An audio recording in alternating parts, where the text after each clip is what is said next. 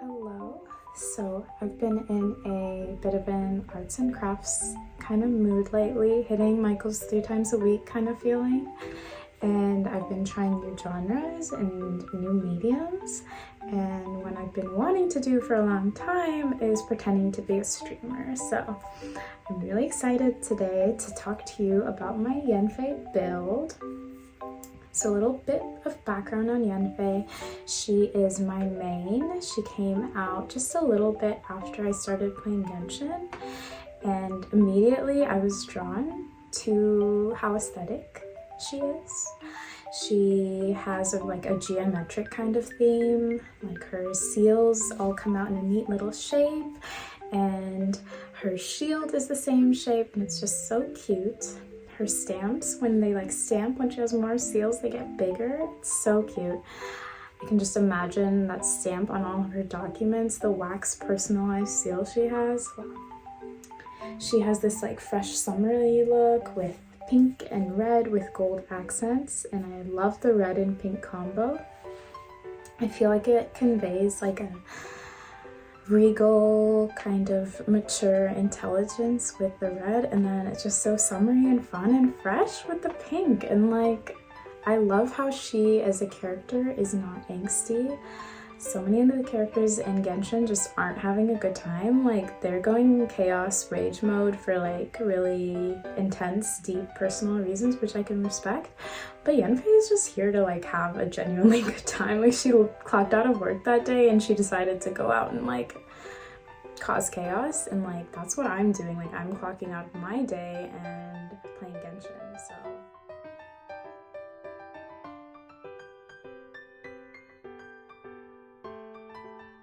So I'm going to start by talking about my pride and joy, Kagura's Verity.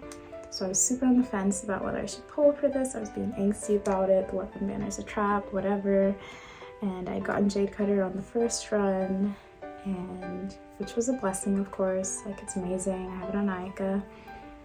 But I had a 25% chance of getting this weapon, and I was not sure if I should go for it. And I'm so glad I did, because it's the best. It's the best for yanfei. I swear by this. The haters are gonna say that an R5 wood sith is better. To which, firstly, my first rebuttal is, at my big old age, I only have an R1 wood sith. It's a huge tragedy, I know, but even if I had an R5 wood sith, I would still go for Kagura's Verity. And the main reason for that is the meta. It can still be achieved with Kagura's Verity, and the aesthetic of this weapon is amazing. So the passive is one thing that a lot of people point to. It's Yai's signature weapon, so it's made for somebody who can do their skill multiple times in a short period of time. Yanfei has a 9-second cooldown on her E, so you can't do a max of 3 stacks. However, 1 stack, it's always up for me, because I have a little legal loophole, if you will. And that is that her E doesn't actually need to hit an enemy to proc this elemental skill damage and elemental damage bonus of 12%. It just needs to be done. So when I'm running around, I'll just be doing my E a little bit on the side and going on. So I always have 1 stack. A lot of the times I'll have 2 stacks. So you're still getting that bonus, you know? I have a 10% crit damage increase from Kagura's Verity at 66%, and the base attack is 608, which is the highest for Catalyst, excluding Skyward Atlas and Memory of Dust, which I don't want on a DPS anyway. And yanfei really needs attack, which I'll talk about in the talent section, so this really works out amazingly. And most importantly, this weapon, it's so cute. It just fits yanfei so well. The name of the passive is Kagura Dance of the Sacred Sakura. Dance? Oh my god, please. That's so yanfei. The way it twirls, yanfei twirls when she attacks. It's so cute. I also recently found out that this weapon, it does a little twinkling, a little bell noise when she attacks, so it's so cute. The purple, it fits so well. I'm so glad she has it.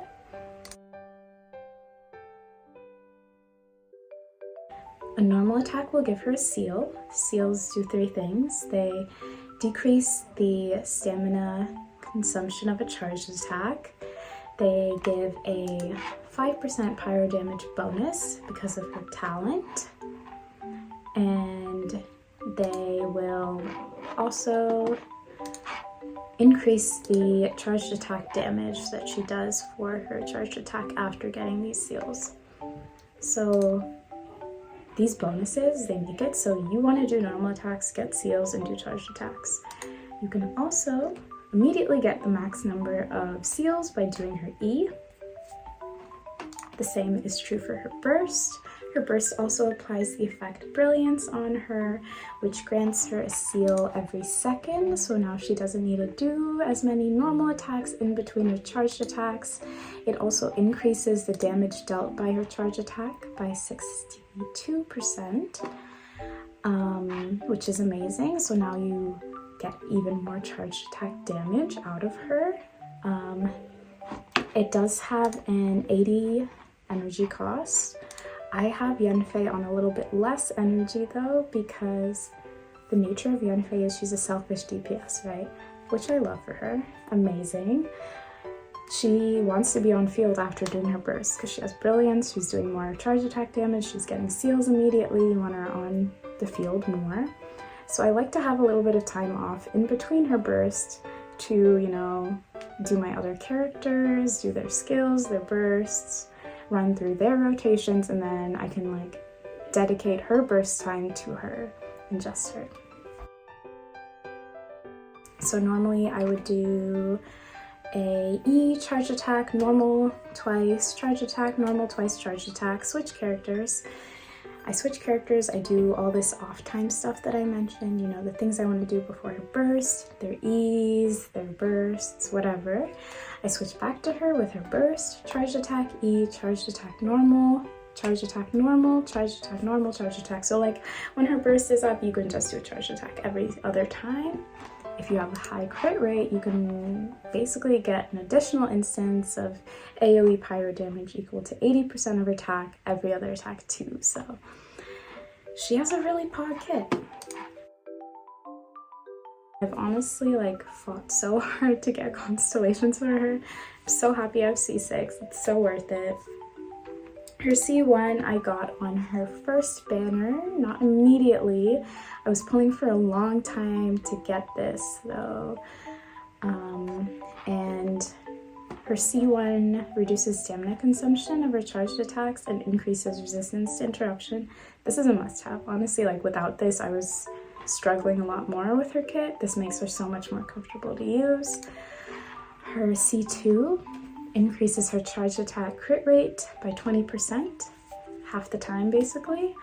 So this is amazing. Going back to her talent earlier, that gives her an additional instance of AoE pyro damage when her charge attack crits. Now she has 20% more crit rate, so this is really helpful to ensure you get that additional instance. C3 and C5 are increasing talent by 3.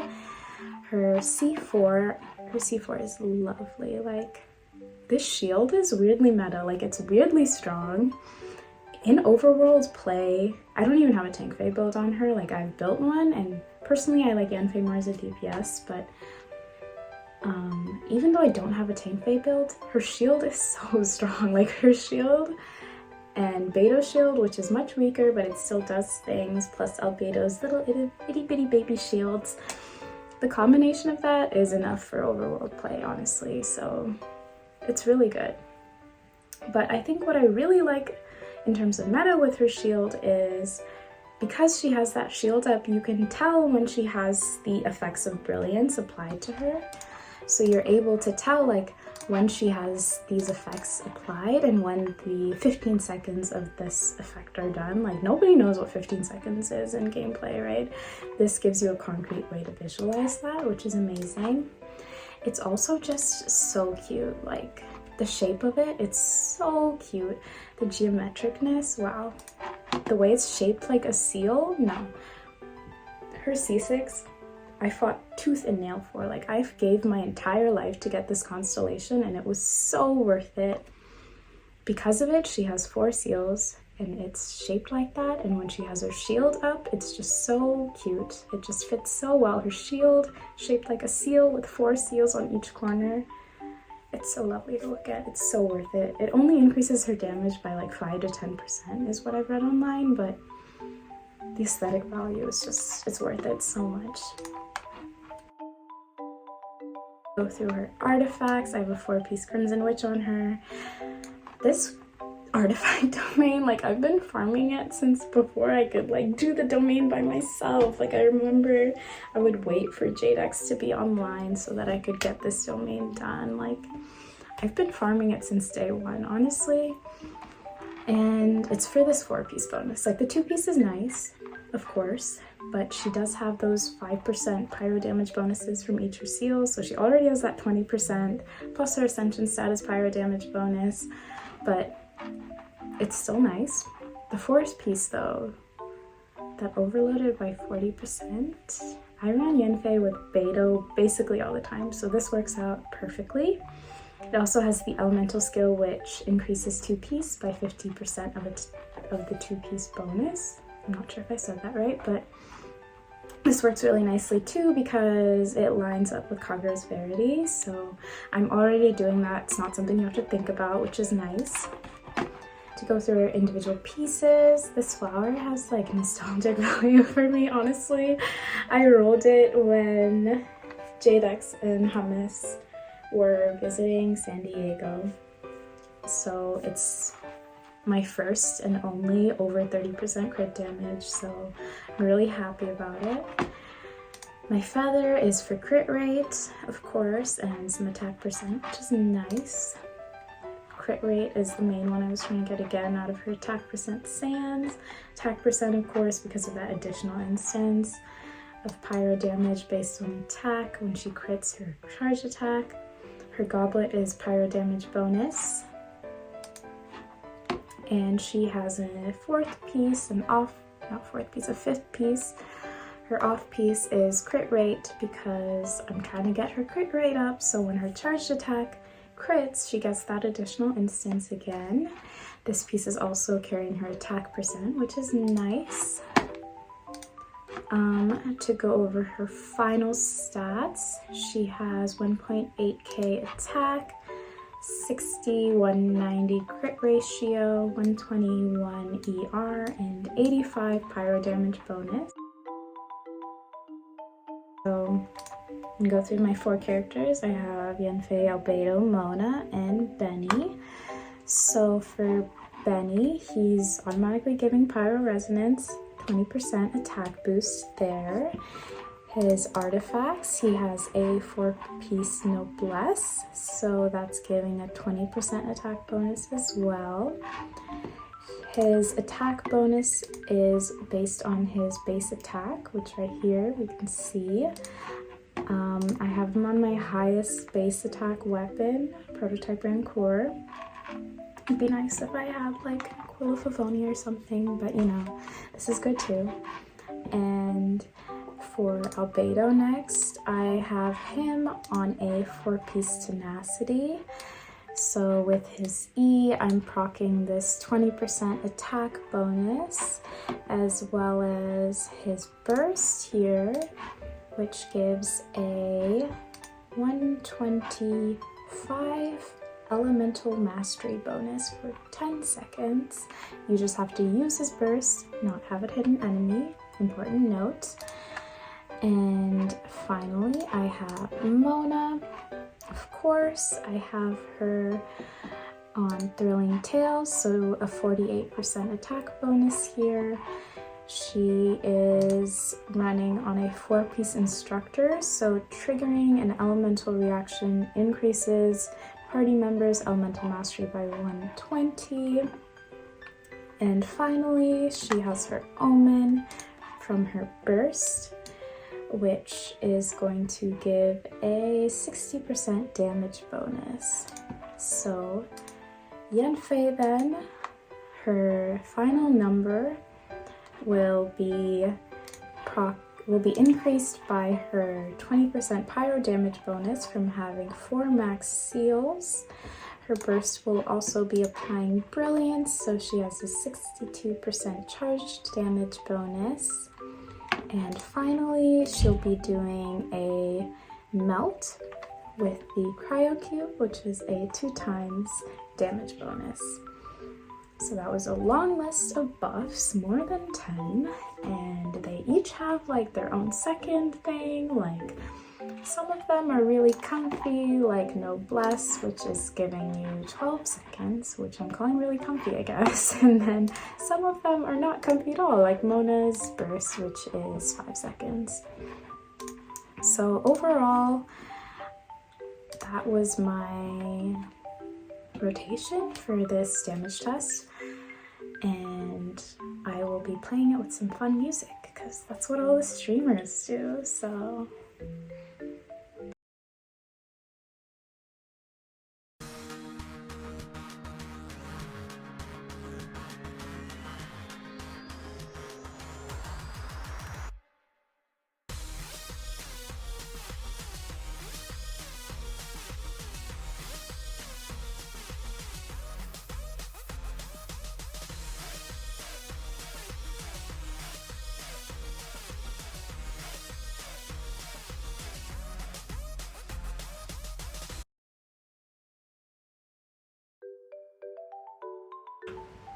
I should definitely build Vanilla Pocky for her. His burst, that constant vape nation, it would definitely be really good. But if a skin doesn't come out for Vanilla Pocky, I don't think I'm gonna do it, and that's the truth. Yeah. So that was more just, you know, like I could do this, but the main thing that needs to be improved in her build right now is her crit rate. Ideally, it would be 70%, which is a big ask, definitely, when I am trying to have a big, busty, getting some big numbers all the time kind of crit damage. But a 70% crit rate, I think, would, you know, this little charge attack crit hit thing, that would be maximized better, while also not reaching complete diminishing returns with this 20% buff that happens half the time for a charge attack. So I think that's one aspiration of mine that I actually do want to achieve, hopefully in the future. But other than that, I'm really satisfied with my Yanfei experience. She's a 4-star character, and that can be hard to build. When I was building Ike, I was really surprised at how much easier it is to deal with, you know, her scaling and her base attack and things like that. But Yanfei is really worth it. At the end of the day, she's just a pleasure to have in class. And, you know, every once in a while I'll be playing Aika for a few days or something like that and just not be playing Yanfei as much. And whenever I come back to her, it's just like a breath of fresh air, honestly. Her attack patterns and her animations just feel right to me, and I'm so happy that I get to experience her. Hamas always sees Yanfei and just calls her ethnicia, and like honestly, that's because like that's me, that's my main. But this video was so much fun to make.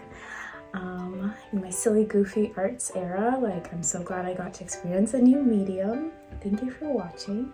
Maybe I'll do another one of these for my other highly invested characters.